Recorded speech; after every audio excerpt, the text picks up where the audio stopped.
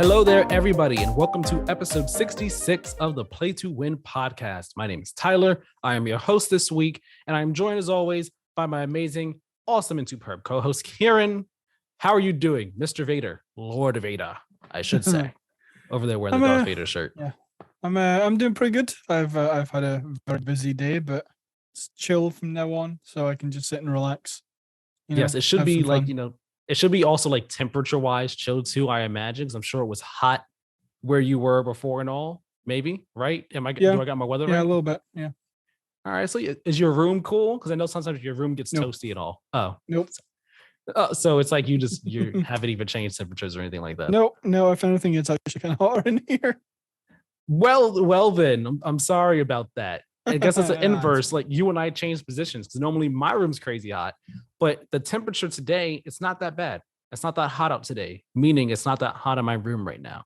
So I feel comfortable. I'm good. I don't have the fan on. The windows don't have to be open. It's nice.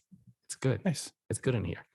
This is the Play to Win podcast, though. We break down the week's biggest gaming news through in-depth discussion, and we have some big stories to talk about this week. Before we get to them, remember, subscribe to the channel on YouTube or on podcast services. Subscribe to us over there as well. Leave us those 5-star reviews, those likes and comments and all. Share the show and hit the notification bell if you are on YouTube. That way, you know, as soon as videos go live, and you could be one of the first people to watch them. You could be, in that first club. You could be, I know it's been like a very long time since people did this and this was a thing, but you could be the person to go in the comment section and say first. You can do that. Yeah, and you have that notification bell on. So, it's something to think about. Yeah. Why did people stop doing that? Did we just like collectively as a society get tired of saying first in comment sections? Did we realize that it was actually pointless and silly and stupid?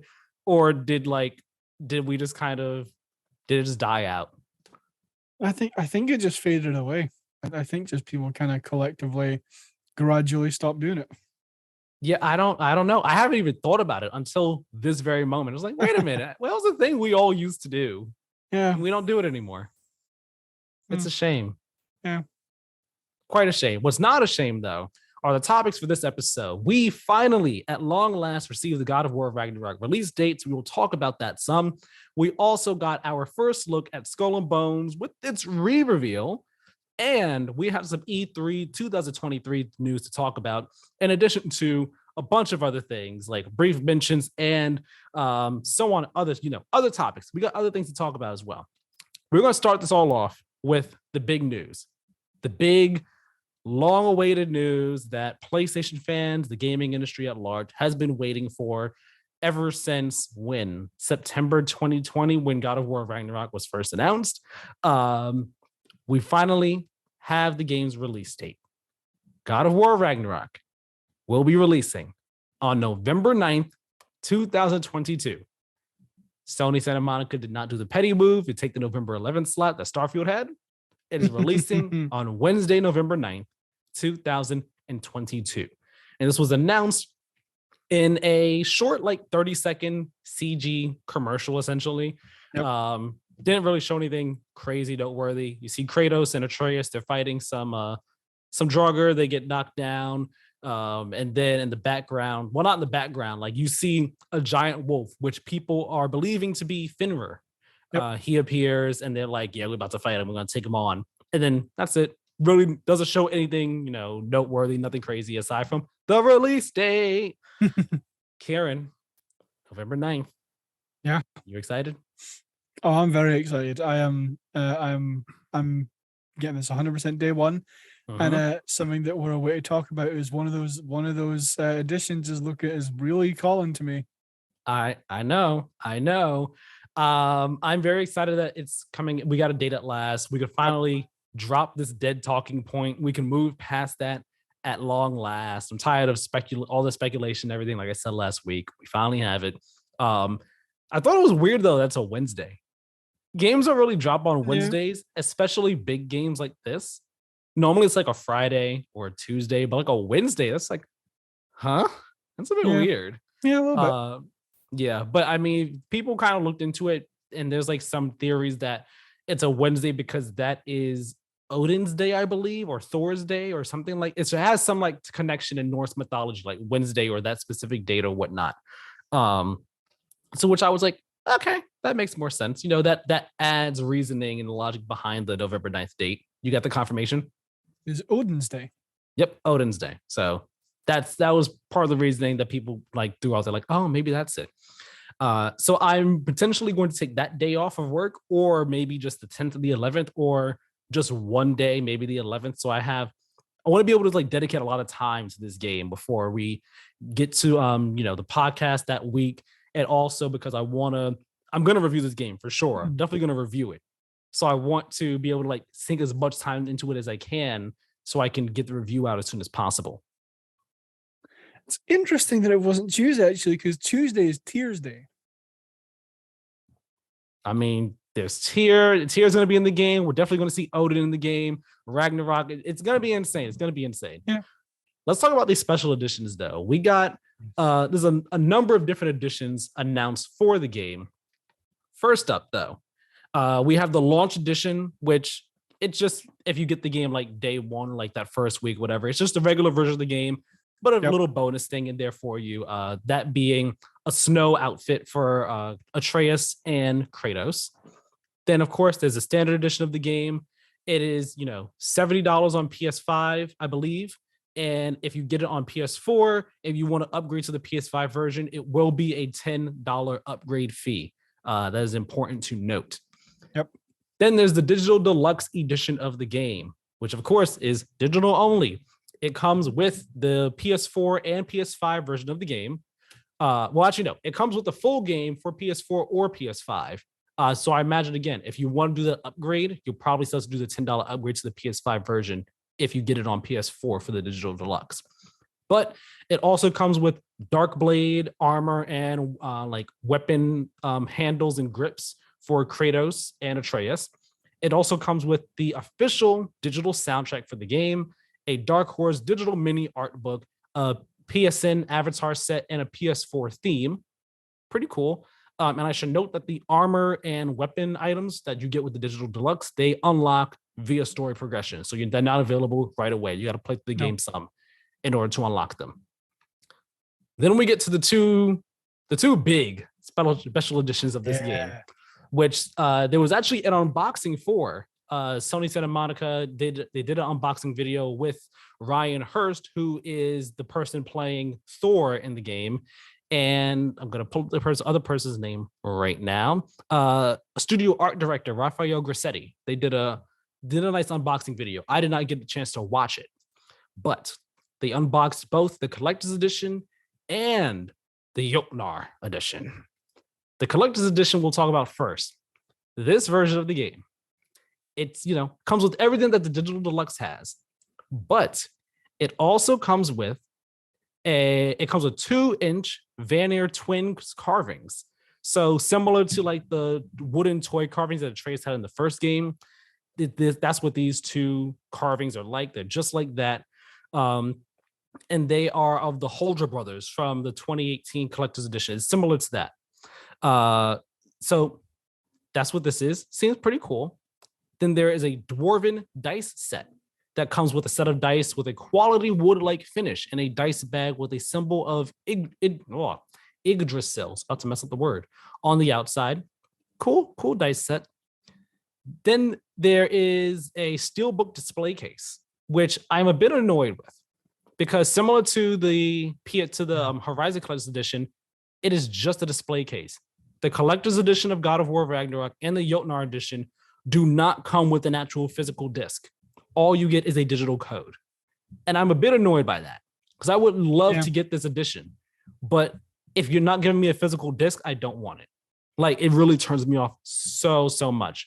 And I saw people online speculating and saying, well, they're probably doing this so that they only have to put out one version of the collector's edition. If you're putting a disc in there for PS4 and PS5, then you have to make multiple versions of the collector's edition, and that, that adds costs on and stuff. And I'm like, that makes sense. I completely understand that. It's still disappointing though that there's no disc. Oh yeah, definitely. Because I don't want a steelbook just to look at it. I'd want to put something in it. Yeah. But the big thing the big thing with this is the fact that the collector's edition comes with a 16-inch replica of Thor's hammer Mjolnir. It is highly detailed and it looks awesome. Yep. Goddamn right it does. Like, oh my God, it looks cool. It looks beautiful. Yeah, I am looking at it right now and I need it. That is like if there is one collector's edition of a game that I need, it's See, I've always been like, I want to get the collector's edition for Ragnarok. And then they did the disc thing. And I was like, never mind. Probably not going to happen. But I'm also tempted because I'm like, that hammer, though. Yeah. That hammer, though, looks so good. It looks so good. Yeah. No, I mean, I doubt I'll be able to lift it, but, you know. I mean, we're going to be worthy one way or another. We're going to find a way to be worthy to lift that hammer. Now, going on to the Jotnar edition, it has a lot of the same stuff as the collector's edition, but it has also a 7-inch vinyl record with music from the game. It has 2 tracks from composer Bear McCreary on the 7-inch vinyl record. It has a Falcon, Bear, and Wolf pin set representing Faye, Kratos, and Atreus, respectively. There is also a legendary Draupnir ring, which is a ring from Norse mythology. The legendary Draupnir ring comes in a red cloth bag. Then there is, instead of the Dwarven dice set, which is meant to look like wood, the Jotnar edition has Brock's dice set, which comes with a metallic silver finish with blue detailing. And it features the dice bag, features the Holdra Brothers brand, I should say, which is super cool. I like the way that dice set looks. There is an Yggdrasil cloth map, which shows each of the 9 realms within the branches and roots of the Yggdrasil. And again, the steel book display case, the 2 Vanir twins carvings, and the Mjolnir replica, as well as all the other digital deluxe edition stuff too. And I should also note, before we say our final thoughts on the special editions, that pre-orders will be available starting July 15th at 10 a.m. local time. So 10 a.m. Eastern time for America is what they have here for North America. So I assume, would that be 10 a.m. UK as well, or 10 a.m. or would that be 3 p.m.? You know, that's a good question, because it literally says here on the PlayStation blog, we hope you've enjoyed this look into the different editions of God of War Ragnarok that will be available for pre-order starting July 15th, 2022 at 10 a.m. local time. And in parentheses, it says 10 a.m. Eastern time for North America. So, maybe 10 a.m.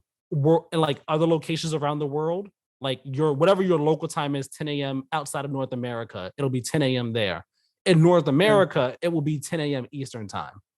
Maybe that's what they mean. Yeah, I mean, that would make sense. I would take that to mean that it's going to be like 10 a.m. in Europe, 10 a.m. in the UK, 10 a.m. Eastern in the US. So, right. Sure. Yeah, that's what I take it to mean. Yep. Keiran, between the Jotnar edition and the collector's edition, which one are you most interested in? Jotnar. You want that map and that yep, dice? 100%. like if they had included nothing else but the map, I still would have been happy, because I love cloth maps. I'd like to do video games or anime or whatever have you, and I'm a big Norse mythology buff, so I will 100% be framing that and putting it up my wall. What is the price what is your price limit though on this? Because we don't know prices. They did not release pricing information for any of these collector's editions. Okay.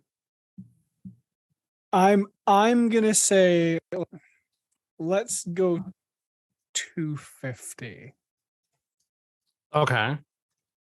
I want to see. I'm about to pull up actually the Forbidden West collector's editions, because the Forbidden West collector's editions, there were 2 versions of them, if you remember. Yeah, just like this one. It was a collector's edition and then the Regala edition. So I want to see what the pricing was for those. Pulling up a IGN thing here. So let's see. IGN, the collector's edition, they said it was $199 US. So $200 US. Okay. $169.99. The little E looking symbol is pounds, or that's euros. So not for you. No. Well, game UK. Well, it was 169 euros, $200 US. So I'm not sure what Wait, that would equate to you. hang on. The like E looking thing, is it like a Oh, tall. curl? It's tall, not the small looking E. Oh, then yeah, that's pounds. Pounds, got it. So 169.99 pounds, got it. Okay. And then the Regala edition was $260 US, 229 pounds. Okay. Yeah, and I mean, like if I ended up just buying Horizon digitally, but I did have for a while the regular collector's edition pre-ordered, only because the Regalia edition was sold out. If the Got it. Regalia edition had been available, I would have pre-ordered that. But in the end, I was like, you know what? I just kind of want the game. I'm not sure if I want the statue it comes with. Like it looked awesome. Don't get me wrong. Yeah, but for sure.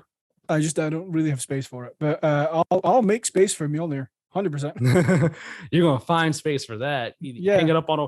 If you could do it like Thor in the movie, just like hang it up on like a on a coat hanger, just like yeah. There you go. No, yeah, this looks awesome though. I'm probably not gonna go for either of the collector's editions. Just go with the regular one. I'll have it physical. It's the first was my favorite game of all time. I would love to have the collectors, but that physical disc, that's a factor for me, and I don't want to pay for the game twice just to have the physical disc. Yeah. Also, just like actual money too. Probably would be able to get it. But yeah, we know the date. We know the editions. It's coming soon. It's coming very soon. Very excited about it. And I think now, I mean, we don't have a full picture. The entire picture is not there. This was a puzzle, right? I'd say that we have like 80% of the puzzle solved, and we're just missing like the last bottom right corner of the puzzle to fill it in entirely of what we would say is game releases for the second half of this year. We know a lot of games that are coming out from the rest of July to December, but there's also a good number of games that we don't know. But with Ragnarok's release date as November 9th now, we have a pretty good picture. And the second half of this year is looking pretty stacked, if I should say so myself.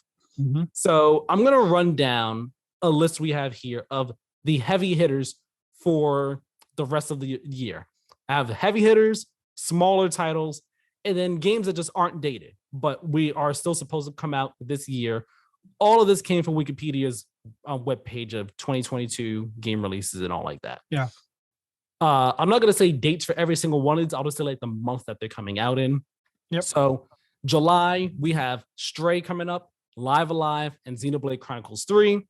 August, we have Cult of the Lamb, Rollerdrome, Madden NFL 23, Saints Row, and Soul Hackers 2. September, we have The Last of Us Part 1, Splatoon 3. October, we have Marvel's Midnight Suns, A Plague Tale Requiem, Mario plus Rabbids, Sparks of Hope, Gotham Knights, and Modern Warfare 2. November, we now have Skull and Bones. We'll talk about that in a bit. Yeah. The day after, we have God of War Ragnarok.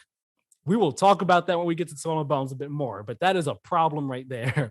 Yeah. We also have Pokemon Scarlet and Violet in November, and then Callisto Protocol in December. Those are just the heavy hitters. And I think that's a really solid lineup of games just that we know of for heavy hitters for the rest of the year. Yeah. Like every month, there is at least one big game that I'm interested in some aspect. I think I am with you except for July. Well, no, I'll include Stray. Actually, I'm kind of excited for Stray. Yeah, like for me, July it's Stray and Live Alive, Xenoblade as well, but I'm not going to get it. August is Rollerdrome and Saints Row, Soul Hackers as well, but I'm not going to get that right away. September it's The Last of Us and Splatoon. I'm not sure if I'll get either one. October it's A Plague Tale and Modern Warfare 2. November God of War and Pokemon. Not sure if I'll get it, but Pokemon. And then December Callisto Protocol right there. Like, and those are just the big heavy hitters for the rest of this year. Now, when we get to the smaller titles, we have in July again, As Dusk Falls, Digimon Survive. In August, we have Spider-Man Remastered on PC, Curse to Golf, RPG Time, The Legend of Right. Then we get to September, we have Evil West and Serial Cleaners and the Diofeld Chronicle and Valkyrie Elysium and Valkyrie Profile Lilith. October, we have Nier Automata on the Switch and Persona 5 Royal coming to every other platform that's not PlayStation, as well as Scorn and High on Life. November, we have Pentiment. No date, but apparently it's coming in November. I mean, when you add all those smaller titles in with the bigger titles, there's still like a good number of games in that smaller titles list. Yeah. Where I'm like, I like this one. I'm into this. I'm into this. I'm into this. Yeah, same. It continues to fill out the year. Then we have the ones that are supposed to come this year, but we don't have dates for it yet. Those being Alan Wake Remastered, Avatar Frontiers of Pandora, Bayonetta 3, Crisis Core Final Fantasy VII Reunion, The Dark Pictures Anthology, The Devil and Me, Goat Simulator 3, Hogwarts Legacy, Little Devil Inside, Multiverses, Need for Speed, which is supposed to come out this year, One Piece Odyssey, Oxenfree 2, The Lost Signals, Return to Monkey Island, Somerville, Sonic Frontiers, and the sequel to Tales from the Borderlands. Where are we going to find the time for any of these games? That's exactly. I was just about to say. So basically, you're telling me that I'm going to have no time for the rest of the year. Awesome. No time, no money. And that's the thing. Like each of these games that aren't dated, if they did not release this year, we would still be good on games for the year. Yeah. Like, I mean, you could probably take. I mean, honestly, you could take off every game off on that not dated list, and we would still be good for the rest of this year. I genuinely think so. Like if you took off those and you only want to go by big heavy hitters, we're set. If you want to do big heavy hitters and smaller titles, we are really set. It's absolutely wild. Yeah, actually, looking at this list, it's every month, but September is like a month where I will be getting a new game. I'm just really in disbelief. Just like, wow. Yeah. This is about August, to be a crazy second half. Yeah. In August, actually, I'll be getting 2 new games because I'm getting Roller Drome and I'm getting Saints Row. Nice. Yeah, I'm excited for the rest of this year. Yeah. I'm happy that Forspoken kind of moved. We'll talk about that in a bit during the brief mentions, but Forspoken is not this year anymore. That frees up some space, frees up some time and all. Yep. But that just adds to the list of beginning of 2023, which is gonna be just wild from what we know of so far. Yeah. Anyone who said that like, oh man, there's no games to play this year, 2022 is dead. You're looking at the wrong places for your games, man. There's plenty of great games coming out that have, that we just haven't gotten yet. So many great ones. I'm looking forward to all of them. 100%. Actually, I have a question. If you had, aside from God of War, right? Because I know that would be your answer otherwise. Aside from God of War, out of the list here, what are you most excited for? Only big games or like big, small, or everything that I have here? The entire list. What am I most excited for that is not God of War? I'm gonna ignore Stray and Live Alive because they're like right around the corner, and like that's why I'm super excited for those. So I'm gonna ignore those two.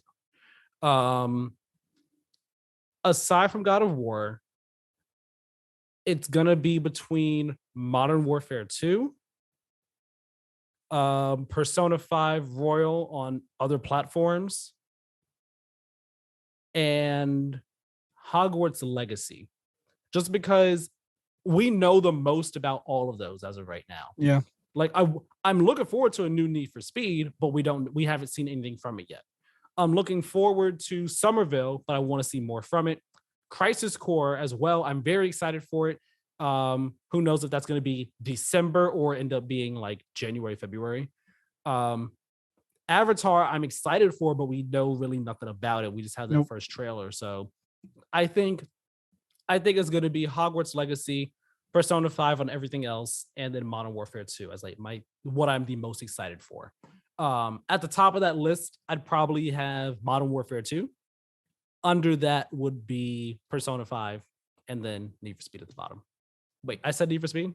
No, Hogwarts Legacy. Sorry. Yeah. Hogwarts. So actually, no, let me rephrase that. Hogwarts Legacy second, Persona 5 at the bottom. I'm super excited for Persona 5. I just don't know if I'll get it day one. Because I've already played the game. So like, I don't know if I'll get it day one on PS5 or if I'll get it day one for Switch, what I'm going to do. But I'm very excited for that to come. What about you? If I had to pick my top 3, Modern Warfare 2, Where is it? Probably Modern Warfare 2, Saints Row, High on Life, actually. Ooh, okay. I'm actually really Okay. excited. I really, really enjoyed that when they revealed at the Xbox showcase. I'm really looking forward to that. Yeah, I forgot to mention it like on the episode we did after that. Like I had gone back and rewatched that trailer as I was putting together the episodes. I was editing the Xbox recap episode, and I rewatched that trailer, and I was just like, "Yeah, this looks fun. It looks wacky Yeah. and weird and wild, and it just looks fun. Looks it'll be like just a zany time. Zany is the word I'm going to use there. Yeah, I was gonna jokingly put Skull and Bones at number 1, but no. Yeah. That, Yeah. we'll we're delaying that conversation a bit. I want to Yeah. get to that, I know. but I will say before we do that, of all these games here, we said the ones we're most excited for. What are you least excited for from this list of games coming for the rest of this year? Uh,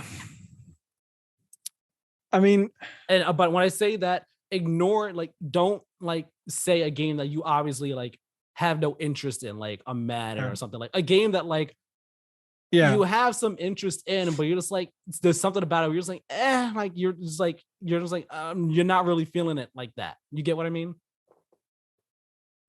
probably Pokemon Scarlet and Violet.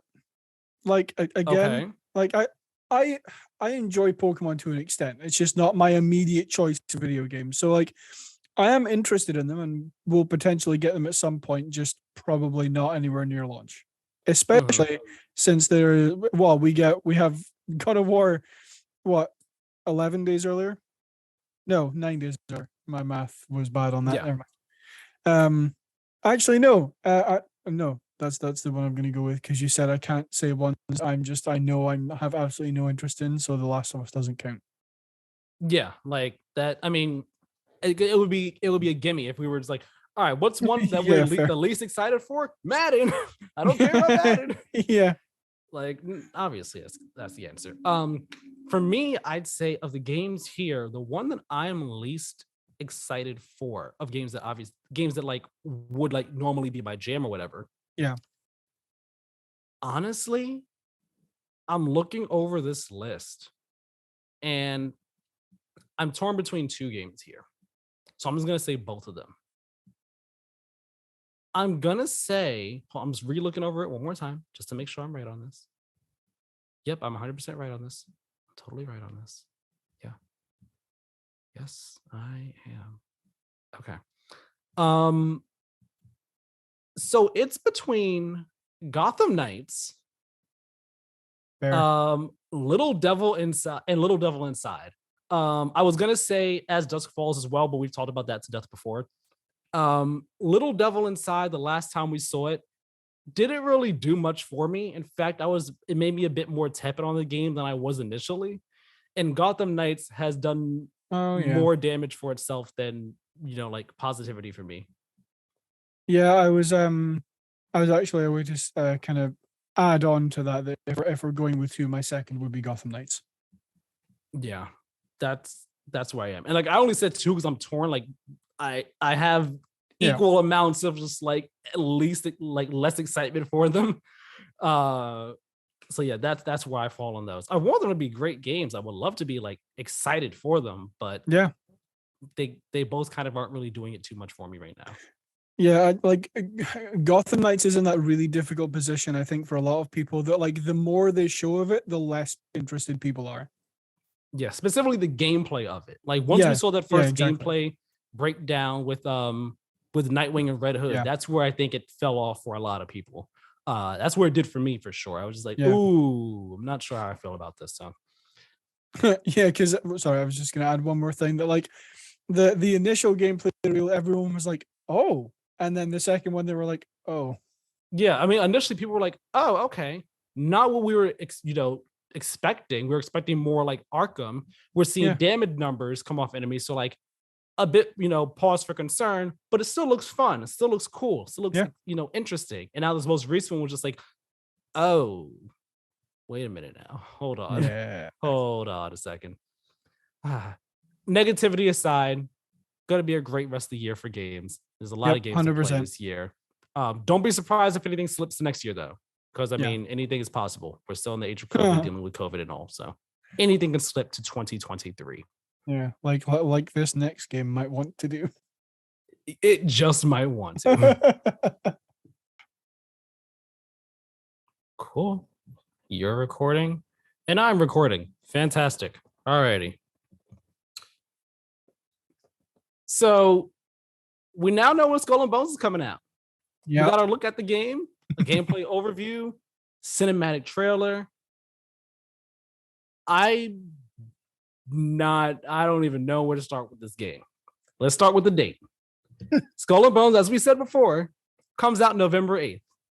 This was announced like a day or two after God of War announced it's coming out November 9th. Yep.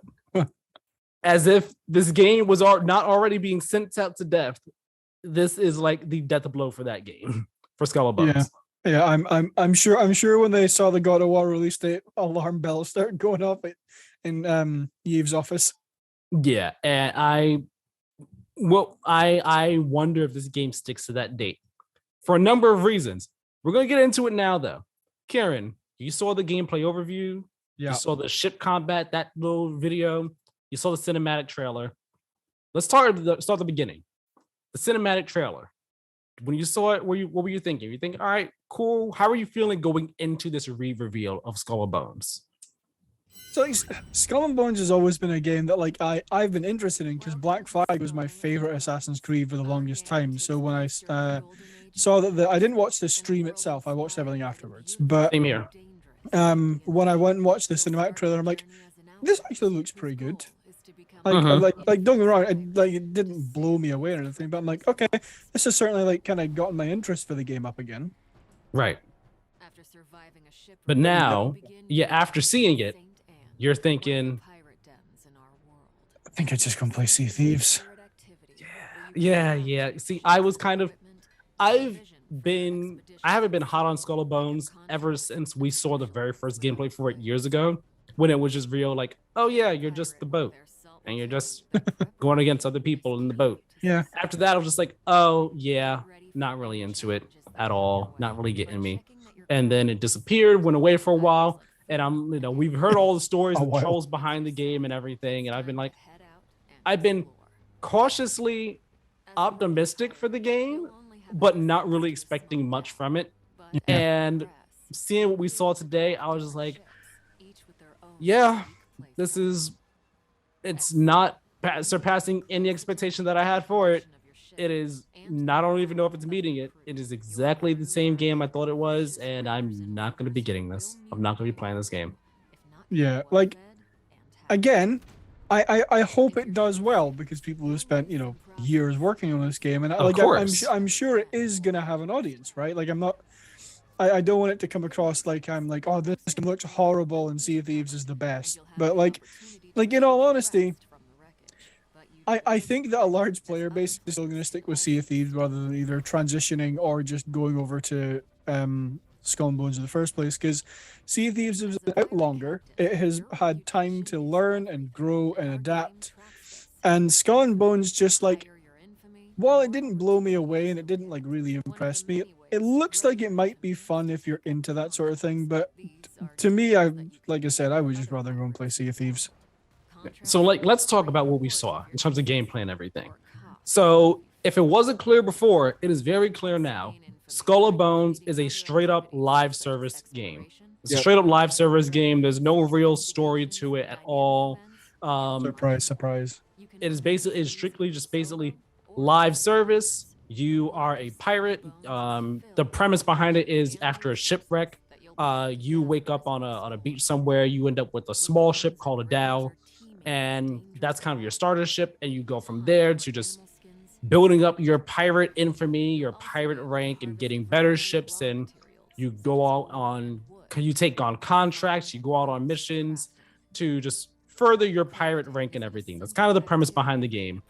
There is no like single play. There's no story mode. You can play by yourself or with others, but it's not like a strictly single player story. It is basically just live service pirate game,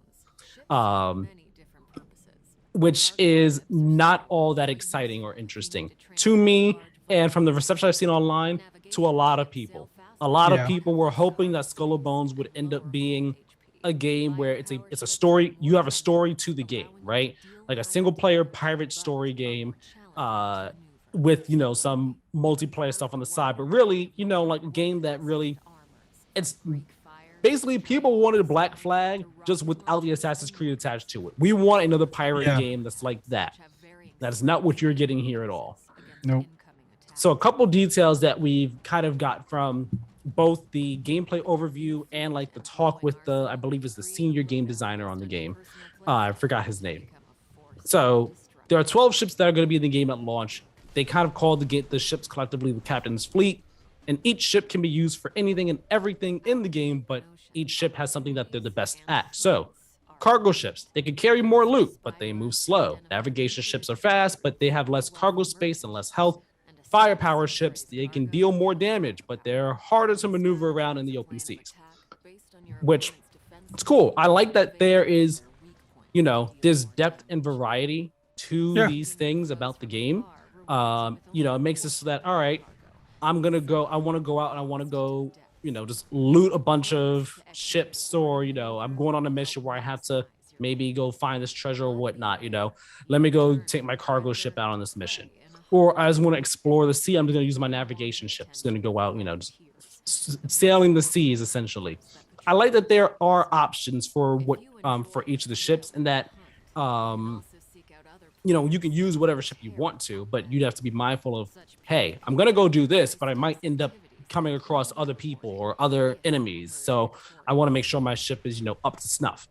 Yeah. I like those options. I like that's there. Do you have anything to say about that before I continue moving on to some of these details?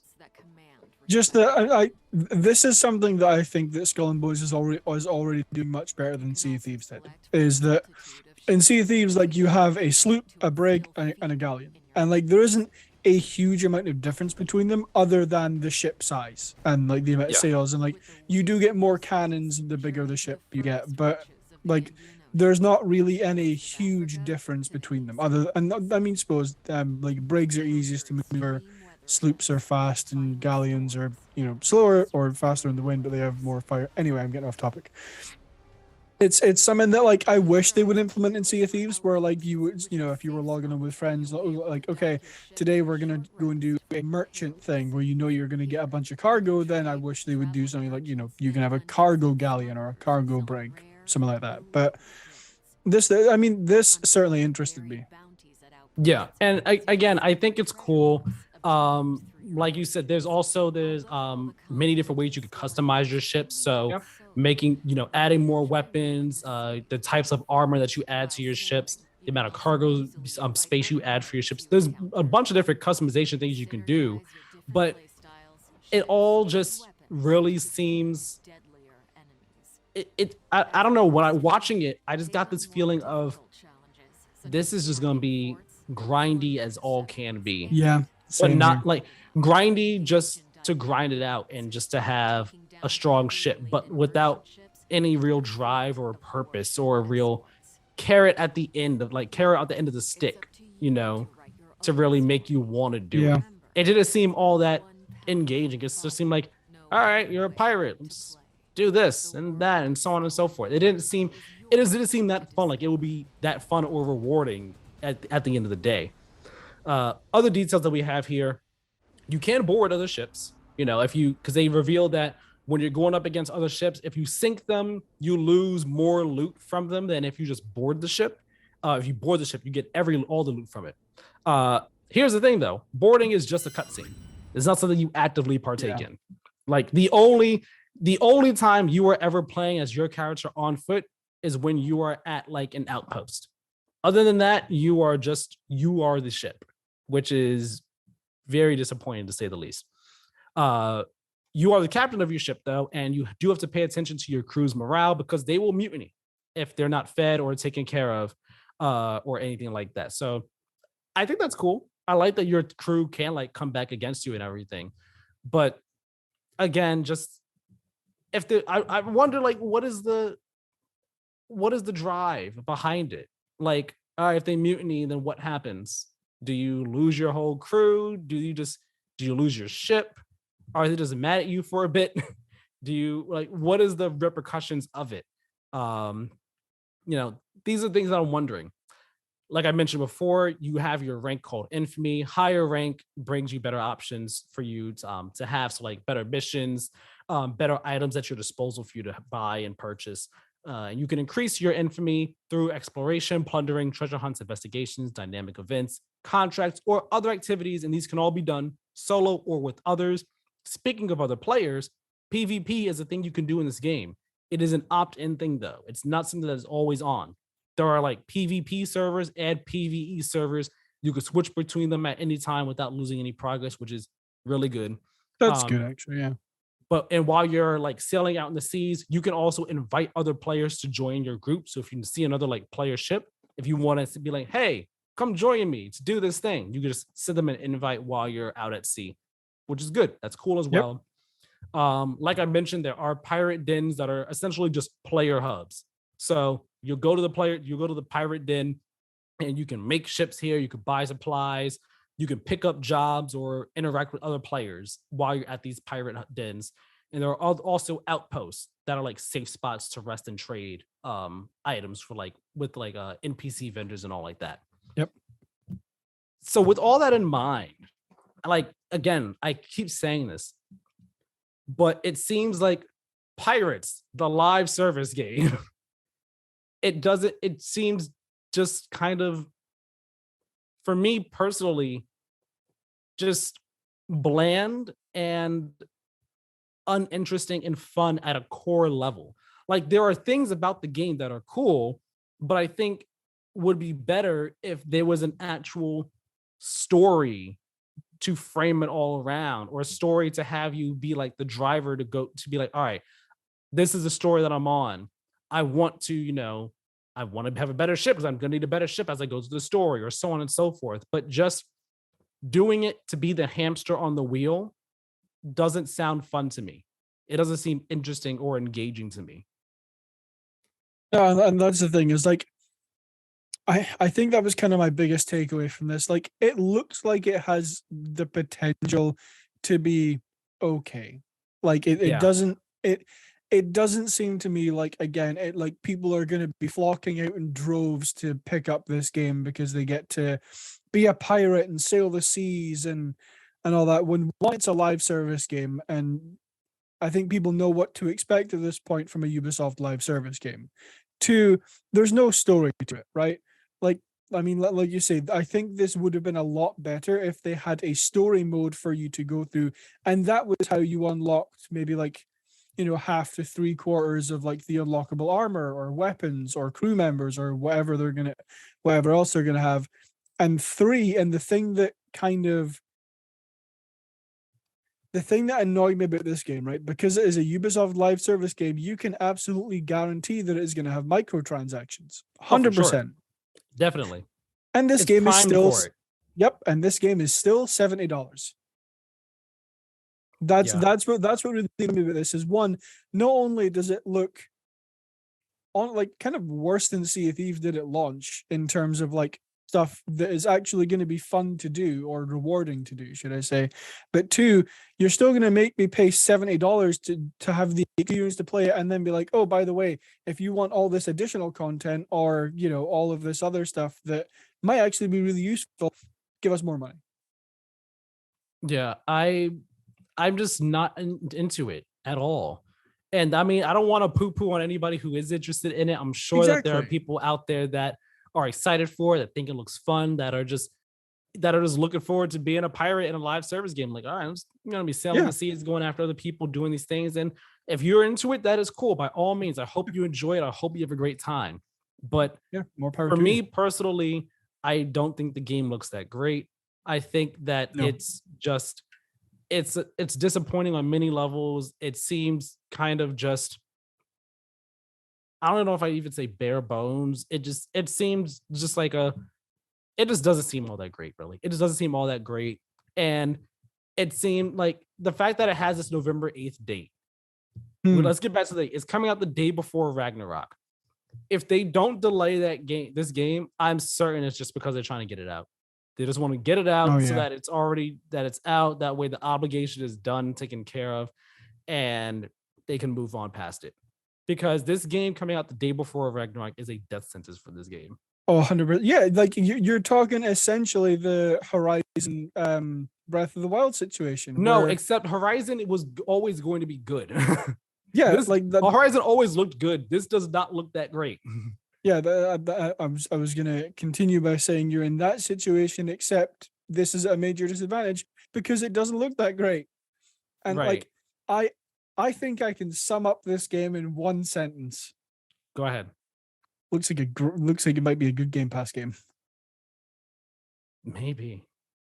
Maybe. Or better yet, just like a Ubisoft sale game or something like that. Like, Yeah, like that's the thing is like $70 for this game just does not compute in my head. Like, look for it on sale or if it's on Game Pass, play it. But I personally, and again, I'm not crapping on anyone who is excited for it. All the more power to you. If you're excited and looking forward to Skull and Bones, I'm not taking that away from you. But for me, there is absolutely no, and I think a lot of people, there is absolutely no way that I am paying $70 for this game. but here's the thing. You also say it looks like it's a great Game Pass game. If you have Game Pass, I feel like you'd just be better off playing Sea of Thieves. That's the thing. That's like what's one of the reasons why I don't think it would be on Game Pass, because they're going to be like, oh well, this might take people away from Sea of Thieves when if No, this game. no, No? this would never take. Here's the thing. I imagine Ubisoft will fight to get this on Game Pass because just like Rainbow Six Extraction, they will want to have a lot of people playing it at launch. Yeah, fair. They'll want, like, it's a live service game. It will live and die by its community, by how many people are playing this game. If you could get it on Game Pass, it'll get a lot of people playing it, or a lot more people playing it than they would have if they had to buy it for a price. So I would not be surprised if this does end up being a Game Pass drop. That would be great for Game Pass. It'd be great for this game. And it will be great for Xbox for like the month of November. Like, all right, here's our big Game Pass game for the month, right? That'd be awesome for the game. Maybe some these players would go ahead and play it, and they play it for a bit, and then like, all right, we're going back to Sea of Thieves. This is not gonna like negative. I doubt this will negatively affect Sea of Thieves in any notable way. No, and that's not what I meant. I more meant if it did launch into Game Pass, then like the entire point of a live service game is you want as many people playing it for as much of their time as possible. So even for a brief stint, like the Sea of These people are going to be like, oh, I'm going to go and try out Skull and Bones, and they might spend a couple of pounds or a couple of dollars on Skull and Bones to get something when that money could have been spent in Sea of Thieves. That's more not like this is permanently going to take people away from Sea of Thieves. Because it's not. Like, Yeah. I can almost guarantee you that right now, that people who play Sea Thieves are not going to jump on Skull and Bones and be like, this is so much better, I'm only playing this now. I'm fairly confident that ain't going to happen. Yeah, it's not. It's not. I imagine if this game is delayed, it still comes out this year, and it's just like a December game or end of November. But I mean, they're stuck between God of War and Pokemon in November. Like, those are that's a rock and a hard place right there. Pokemon's going to sell like crazy. God of War is going to sell like crazy. I'm sure they'll want to have it out before Black Friday, which means it's probably stuck as a November game. Maybe they push it to December, like just after Callisto Protocol, and that way it still gets out in 2022. But Skull and Bones, I don't think it's going to set sail. I don't think the wind is going to be in the sails of that game for very long. No. Sorry. One more thing I wanted to add on to that is just like, as it goes entirely out of my head, what were you saying about? What was the first thing you said? The first thing I said, win. In that last stint that you were talking about. Man, it's I don't remember. We can move on. Like what I was away to say probably wasn't that important. Okay. There we go. I think I said like what, it's in like a rock and a hard place, and it might maybe if it needs to get delayed or something. Yeah, no, I remember what I was going to say. That like I feel like they can't move this game now because like okay, they could, right? I'm not saying that it's physically impossible for them to not move this game, but at the same time, this game has already been delayed for 4 years. 5. It was announced in 2017. It was announced in 2017. It was originally meant to launch in 2018. Oh, gotcha. So it's been delayed for 4 years. I'm pretty sure in that time that it was like delayed and then delayed and then delayed indefinitely. So when you have already done that, everyone is like, all right, we're just expecting another delay. And when it happens, people are going to be mad. So, well, maybe people will be mad. But people would be happy if this game got delayed. probably We were like, take it, give yourself space. Do what you gotta do. Maybe take another 4 years and add a single player campaign. But yeah, like just from a Ubisoft standpoint, I probably wouldn't want to delay this game again. Yeah, they probably wouldn't want to, so I totally understand it. Yeah, rocking a hard place right there. We'll see if this ship, manages to land perfectly, land and dock itself perfectly, and just be fine. Dock, be forgotten about. We'll see what happens. Now, we've talked about E3 a bit on the show before this year, in various capacities. Like, is E3 going to happen? Oh, E3 is not happening this year. It's been canceled. Will E3 be next year? They're saying it will be. What's it going to be like? What's the future of E3? Is E3 dead? So on and so forth. We've talked about it before. We got some more news, and I it's not a whole lot of news, but I think there's we could probably have a bit of a conversation around this. Yeah. And that's the fact that E3 returning next year. We already knew that, but it's going to be in person. And I want to run this detail back real quick. I'm pretty sure it is 100% an in-person event tomorrow. I was about to say tomorrow. Wouldn't that be something? If it was an in-person event tomorrow, dear Lord. Yes, in-person event. Just making sure of that. I'm also silly because I have the quote right here below this where it says in person. I didn't have to go back to the article. But E3 will be back next year as an in-person event with ReedPop partnering to help run and create and put together the event. Now, Keiran, have you heard of ReedPop, the company, at all? I had never heard the name before, like ReedPop, but obviously I have heard and watched some of the things they put on. Yes. So ReedPop, for those who don't know, they've put together many big pop culture events. So they are the organization. They help put together PAX. They put together Star Wars Celebration, New York Comic Con, which I've gone to every year except for the years from 2013 to 2017 2013 to 2016, because those years I was at college.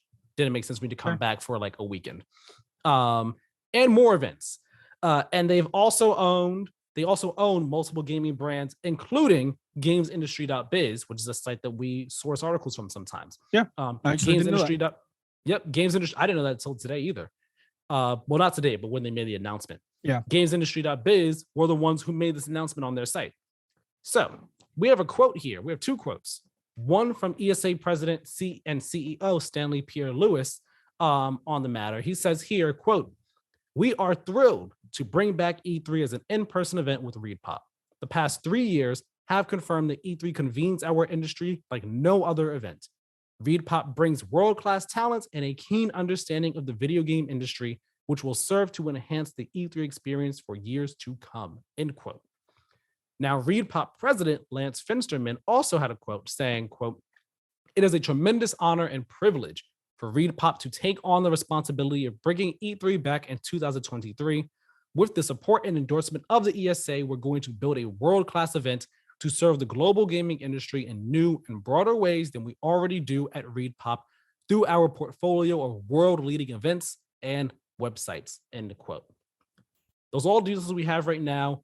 More details will be announced in the coming months. So Keiran, with a bit of knowledge of ReedPop's background, they're the ones who put together these events and all like that. What are you thinking? Are you feeling a bit optimistic? Are you still a bit cautious, trepidatious about this? What are you thinking? Because in all the years, ever since people have been saying E3's having this identity crisis, it's dying, it needs to go away, so on and so forth, it's been always the conversation of who should take over E3. So what should happen? Maybe that someone else should take it over from the ESA. And I don't think I ever saw someone say ReedPop. But one thought that I always did have in my mind was, what if ReedPop did E3? Because again, I've gone to New York Comic Con for many, many years. I've always been there and stuff. And I've always had a great time there. Huge event. So it's always been in the back of my mind. I wonder what it would be like if ReedPop partnered with them. So when I saw this, I was like, oh, we're doing that. We're doing this then. Yeah. Okay. Interesting. What are your thoughts? I am skeptically hopeful. Like for the majority of what I have heard of ReedPop's events, it has been largely positive. Like it has been largely that ReedPop actually do put on a really good event. Like I've never heard anyone have like a tremendous issue with PAX. I haven't looked into like Star Wars Celebration any, but I know that New York Comic Con is one of the biggest ones. So Yes. I think the only other one that beats it is San Diego, if I'm correct, but that might be wrong. I don't. San Diego Comic Con is a huge event. I don't know if ReedPop does it though. No, I know that ReedPop does. Well, I don't know that ReedPop doesn't do it, but since it's not on this list, I would assume they don't. But I was wondering, like, in terms of like how big a Comic Con is in general. Oh yeah, Like San Diego San Comic Diego, Con is huge yeah, then New York, I think. for sure. So like, I'm skeptical, optimistic, or hopeful, or whatever the wording I used, mainly because I still am not 100% confident that if they can't get at least Nintendo to come and do a Treehouse Live or whatever, and Xbox, then I don't think that it's going to be hugely worth it for a lot of people, because E3, for the majority of the time that I've been watching it, has been the event that you go to see all the announcements from the big third or the big like first party publishers. And like you've had also the, like EA Play EA Play. EA Play, yeah, which hasn't been at E3. Yeah, it's been its own separate thing that just happens during the week of E3. Yeah, and then like you've also had Ubisoft have also ditched E3 as well. I don't believe so. No, Nope. Ubisoft was Might still be in. wrong on that. Ubisoft has always still been there. Yeah. I don't believe they've ditched it. Anyway, you have a bunch of companies now like are perfectly capable and happy running their own events. So I think it's going to take a lot of convincing to bring enough people back into the fold for E3 2023 that it might kind of be DOA for me. But at the same time, I am hopeful that if anyone has the ability to do it, ReedPop does. Yeah, and part of why I am cautiously optimistic, why I'm hopeful, is I don't want E3 to die. But No, also like I've been to New York Comic Con, like I said, many years. I've always enjoyed myself. I've always thought it was a great event. I've never been to PAX, but I know PAX is an event that people praise all the time. Yeah. People say that PAX is such an amazing gaming event. So if they're the ones who do PAX, if they're behind E3, like that's graduating to like the big boys right there. Yeah. I think like they have knowledge of a good gaming event. I think that they could work to make this one a great gaming event. But you do have the concerns you mentioned of, making it interesting or exciting for people to get back into it and all. And I want to bring up this opinion piece by Christopher Dring over at gamesindustry.biz titled "How do you solve a problem like E3?" And he posted this. He wrote this up, put it up the same day that the announcement was made and everything. And he's basically saying, he's been asked to help with E3 this year, help put it together by ReedPop and everything. And I want to read a section from his piece here. It's kind of a lengthy section, but stick with me on it. Okay. So this section, it kind of follows, it comes after basically him talking about, the talk that people have had for years about what should E3 do? Should it be consumer and should it be consumer and press? Should it be media only? Should it die entirely? What should happen? So this comes after all of that.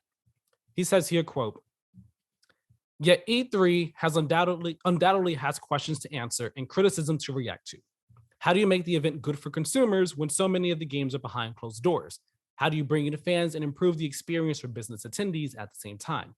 How do you make it more accessible to more developers and not reliant on an increasingly consolidating number of AAA publishers? How do you expand beyond the console industry and engage more with mobile and PC? How do you regain the trust of attendees and exhibitors who have decided it's not for them? And how do you make it a fully inclusive event that celebrates and unites the games industry? Whenever the event ends, I'm often asked, who won E3? It's a fun question to answer as a journalist, but not as an event organizer. Because if the answer isn't everybody, you've probably not done a good enough job. Those are hard, maybe even impossible questions to answer, so you can see why I might be reluctant to get involved. But then I had a few Zoom calls with some of the people deciding what's next for E3. These included people from across the company and outside of it too, such as former PAX content creator, content director, Guy Blomberg, who has returned to help with the project. We spent hours discussing what the show could be, and suddenly I got excited. We were throwing around ideas about how we could get those consumer and business elements to work. We talked about what we could offer those companies not interested in big booths. We dreamed up ways we could make the event more of a celebration and less like a battleground. They had thought about it all. We discussed ways to embrace everything that takes place during E3 week, whether they're part of the show floor or not. And that includes things like the PC Gamer Show and Devolver Digital's Car Park. And yes, Jeff Keighley's Summer Games Fest. Because to those watching at home, all of that is E3. To most people, the event isn't two halls in downtown LA, but it's the showcases, the reveals, and the video games. E3 is more than an expo, it's an idea, and one that's bigger than ReedPop and the ESA. There's no use fighting against that. That desire to unite the industry, irrespective of whether they're part of the show or not, extends around the world too. E3 is already a global event, and we want to take that further. End quote. I'm going to stop it there. It's a giant chunk of his piece. But I think that I couldn't read just one chunk of it without the rest, because it's all of course. works towards this idea of they seem to get it. They understand that the problem for solving E3, it's not simple. It's not easy. It is very complex. There are many intermoving pieces in it, but trying their best to get everyone involved as a part of E3, because like he said here, to many people, it's not just two halls in downtown LA. Like it's all these showcases. That's why people keep calling this, Summer Games Fest week, like not E3, Key 3, because everyone knows like all these showcases and stuff, that is just the E3 season. That is the E3 experience right there for so many people. So I think that the idea of having everyone involved in it, in the same way that Jeff likes to have everyone involved in Summer Games Fest, like trying to have everyone involved in E3, have Summer Games Fest under the E3 umbrella, and have other events under the Summer Games Fest umbrella, so they're all part of E3, having Devolver's thing as part of E3 in some way, shape, or form. I think that's the smart way to go about it, because like you said, like there's no use trying to fight against the fact that all these different people are doing their own different things. There's no use trying to fight against it and be like, well, if you're not at E3, then you don't belong. You're not part of the season. Like you're going to be a losing battle at that point. And the genie, I think, is out the bottle. It's been out the bottle since COVID happened, of publishers and developers doing their own showcases and whatnot. This is going to be an in-person event. I'm not sure what type of online or digital version, like portion there will be, if there will be any. But even if it's only all the showcases are available under the E3 umbrella, and each of these publishers maybe has like a game or two from their showcase at E3 itself, that might be like, the first step towards fixing E3, saving E3, and making it an event that unites the gaming industry. Because before, it united the gaming industry and everyone's like, we're all here, we got to be here, so on and so forth. But kind of like speaking to what he said here, it was a thing where really only the big players were there. You never really, it was really rare to see or hear, from small developers. And the gaming industry has, gotten bigger over the past couple of years. There's far more indie developers now than there were even 2 years ago, 3 years ago, 10 years ago. There's so many more now. So wanting to get everyone in E3, or as many people as possible in E3, to make it feel like a true celebration and unification of the games industry, it seems like E3 is trying to adopt the Jeff Keighley method. What Jeff does with his shows, he tries to get games from all across the spectrum, big, small, medium, what have you, so that they're all in front of gamers' eyes. We can all celebrate them. And I like that it seems like they're trying to take that philosophy and apply it to E3 in some capacity. The execution is going to be a different story, though. And Yeah. I think just having that idea, having that philosophy is a smart way to go about it and the right way to go about it. At least in terms of approach. Now, when you get into media days, consumer, who is allowed at the event, that's a different story entirely. But just their philosophy behind E3 and how they want to try to, of how it seems like they might want to try to evolve it, has me cautiously optimistic. Yeah, I actually don't think I have anything to add to that. I think you kind of covered that in a way that sums up both of our thoughts. Oh, really? I'm sorry. No, you're good. Seriously. I feel like I tend to do that a lot, and I don't necessarily mean to just like steamroll over any unspoken ideas or thoughts that you might have. But I mean, do you have any like final thoughts before we wrap up this section? Yeah, I mean, just from reading, like I hadn't read this opinion piece yet, but like listening to you read it and like what the context is. I am a little bit more optimistic than I was before. It seems like they're not just trying to do what I was saying to do, and that was, get Xbox, get Nintendo, get PlayStation, but they are having a more wider industry focus. And I think that's a good thing, because the video game industry is not just Xbox and Nintendo and PlayStation and like your EAs and your Squares and your Rockstars. It's Team Cherry, it's Moon Studios, it's like all of these small independent developers that make hundreds, if not thousands, of great games every year that I think deserve more of a spotlight. And I'm glad it looks like they are going to be taking like E3, like the biggest event in the gaming calendar of the year, hands down. I'm glad that they're taking more of that approach. Yeah. And that's not to say that that they shouldn't try to get the big three involved. No, of course like, not. Having the big three involved, those big publishers, lends the event more weight. And not credibility per se, but like it gives it that it factor that we've seen events missing without them. So if they could get them involved, that'd be fantastic. That's great. But don't limit your scope to just them. Yeah, exactly. So I'm hopeful. Yeah. I'm optimistic. We do have to see how things end up playing out. And I mean, even at the end of his piece here, Christopher does know, he's like, yeah, like, hopefully our plans work. Like we can't, our plans that we have, they're not going to be able to be implemented in 1 year. And hopefully, like, people like the ideas. Maybe some people won't like them. Hopefully, maybe what we do won't be what the industry is looking for, but like, hopefully our ideas do stick the landing and we're able to continue to improve on them going forward after that. All right. So with all that talk out the way, our main news topics are done. So now we're going to move on into our brief mentions. Got a fair number of them here. So we're going to move through them as quickly as possible before we get to what we've been playing. Let's start this off with Ubisoft Forward. It's been announced. Ubisoft Forward is returning on September 10th at 12 p.m. Pacific time, 3 p.m. Eastern, which equates to 8 p.m. UK time. When it comes back, there will be updates on multiple new games from Ubisoft's many teams around the world. How much do you want to bet that we don't see Beyond Good and Evil 2 here? A large sum of money. I bet it does not appear here. I hope it does, but I bet it doesn't. Yeah.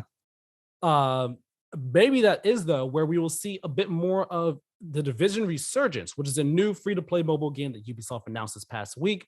It takes place in New York, but it has its own unique storyline, and it features an open world with story missions and other activities that can all be tackled solo or in co-op. Signups are available for the closed alpha. It only makes sense that eventually The Division would be a free-to-play game. It'd be a mobile game, free-to-play at that. Not sure how much the monetization and stuff will be, but seems like it could be cool. Maybe. Who knows? Did Ubisoft not announce another Division game that's free to play? Are you talking about Heartland? Which is Yes. supposed to be, yeah, that they announced that a while ago. I forgot what happened with it. Haven't quite been I keeping up to yeah. date with it. I actually don't think we've heard anything else about the game. Yeah, I was that the one where like the battle royale went into beta and then they took it out the beta. No, that was a Tom Clancy. Well, Tom Division is Um, Tom Clancy. yeah, no, I know. I don't think it was Heartland. I think that's another one. Was that was Ghost Recon, right? That might have been Yes. Ghost Recon something something. Yeah. Division Heartland, I think, is something probably something different. It's been a while since we've heard anything about it, which is why I forgot. Keiran's looking it up. I'll move on though as he looks that up. Got a couple Microsoft brief mentions to talk about here. Microsoft's acquisition of the Activision Blizzard is being investigated by the UK government right now. So just another roadblock, but it'll probably continue to go on through. You got something for me? It's not the one that's the Tom Clancy's the Ghost Recon one. Gotcha. That's as much as I have for you. Got it. Yeah, I think the Heartland was like an open world type thing. I don't remember Yeah. exactly, but is what it is.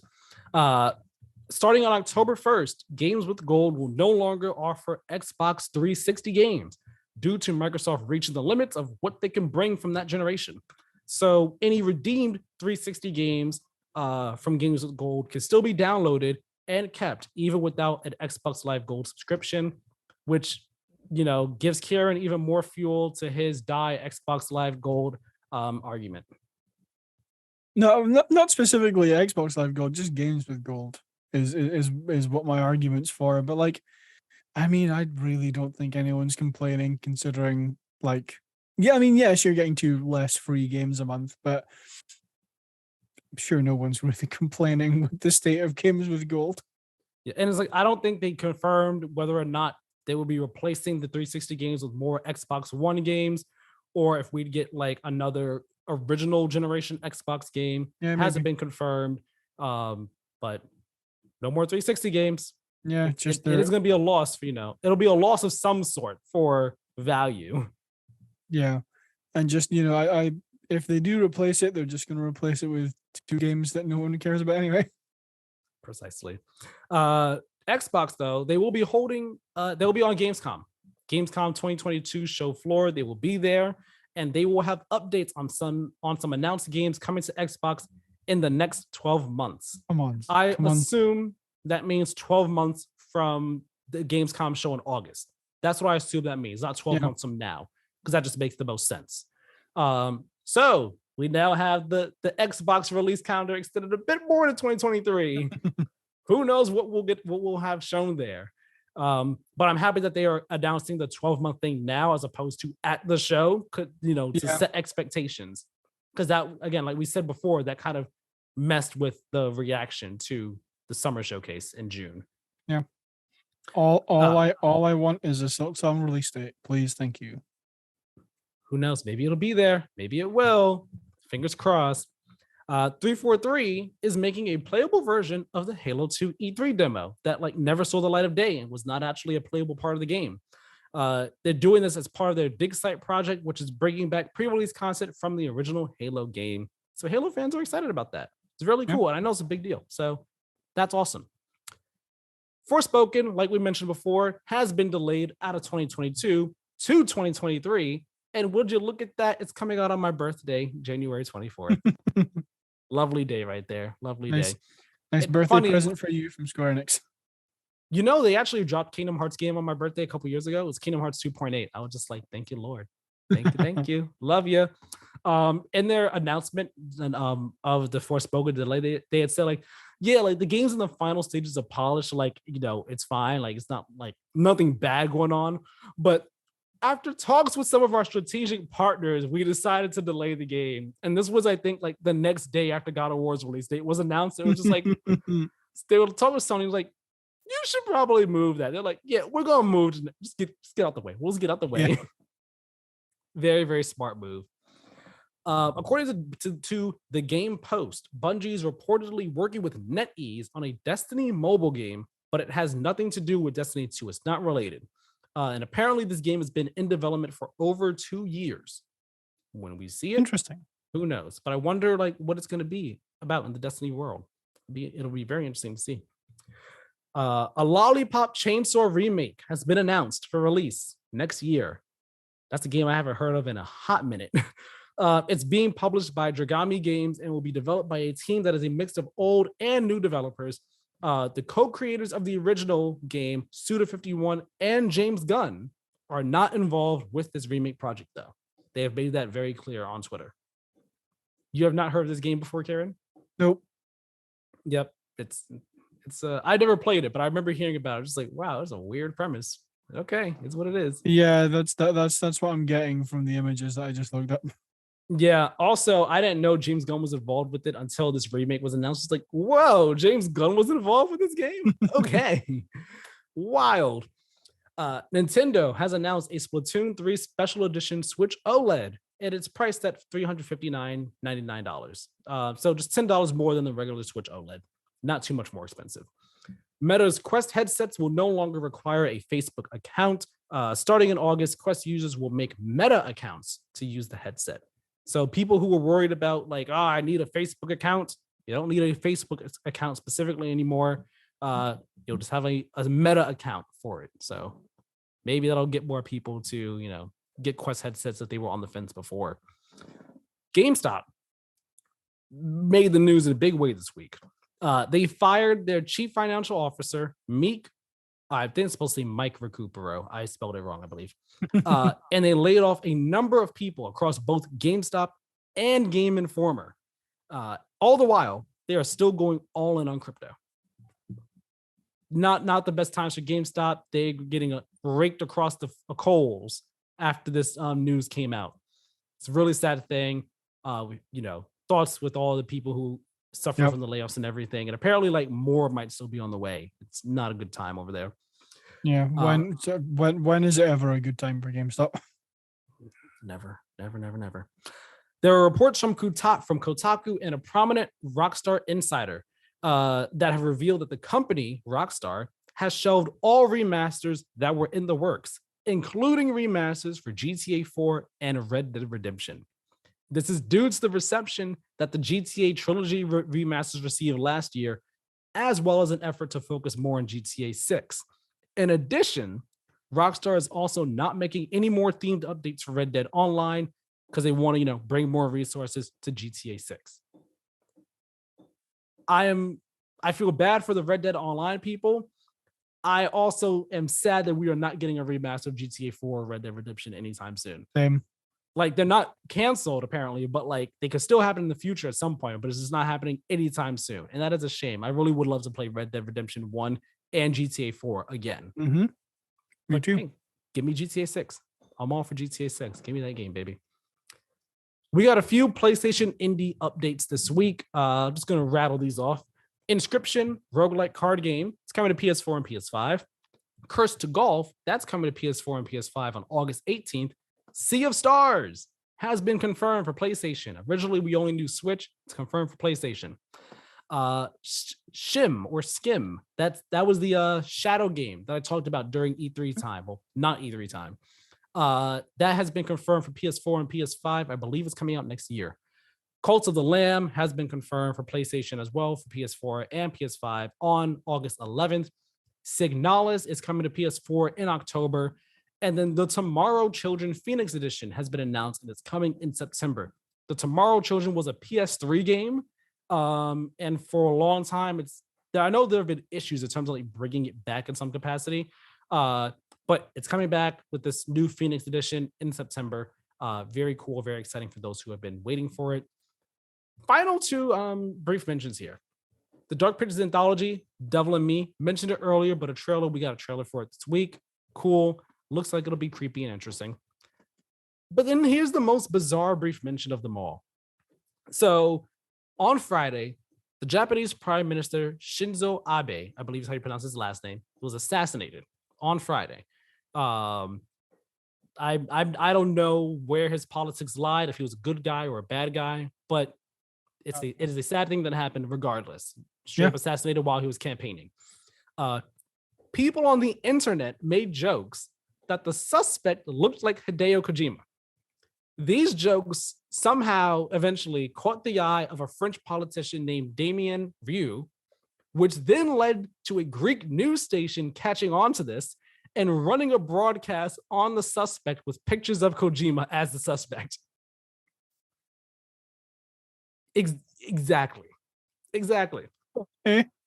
So then Kojima Productions put out a tweet today, Saturday, July 9th, addressing the matter, saying Kojima Productions strongly condemns the spread of fake news and rumors that convey false information. We do not tolerate such libel and will consider taking legal action in some cases. I don't understand. Did no one fact check any of this at all? And like the French politician, he ended up deleting his tweet, I think, and apologizing. But I mean, by that point, it was too late. The Greek news station was like, that's the guy. Here he is. I know what's happened. It's the Greek news station is run by people who signed that Kojima petition. They're trying to get him out. They're trying to stop the Xbox game by getting him like arrested entirely. Yeah. You can't make a game if you can't go to the studio. Can't make a game if you're in jail for murder.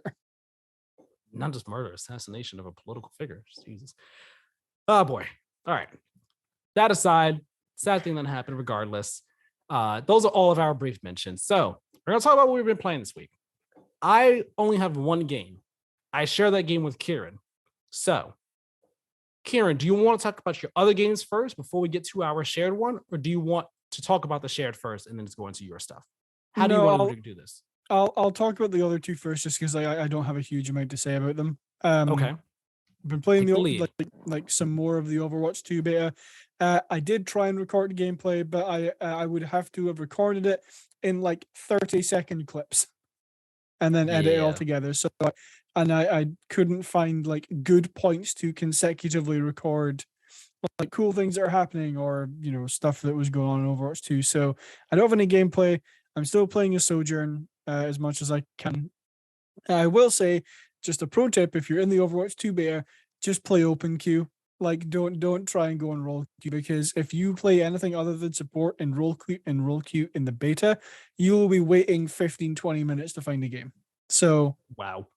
Oh yeah, like it's bad. So yeah, just play open queue.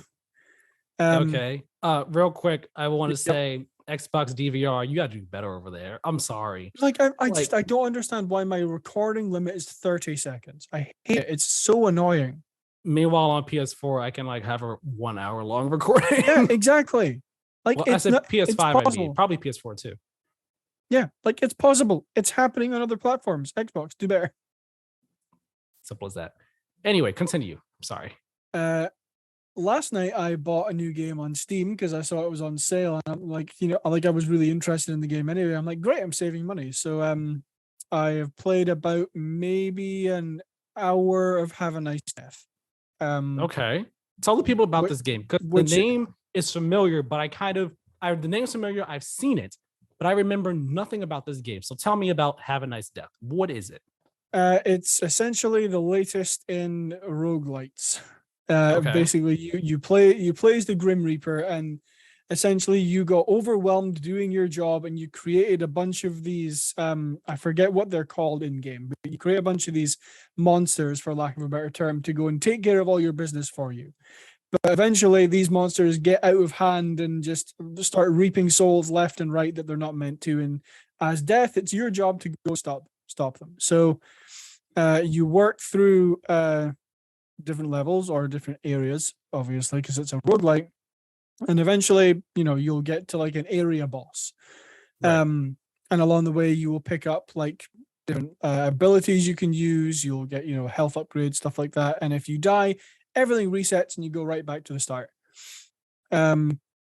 First off, this game has an amazing art style. I love it. It's a lot of fun to play, just look at while you're playing it.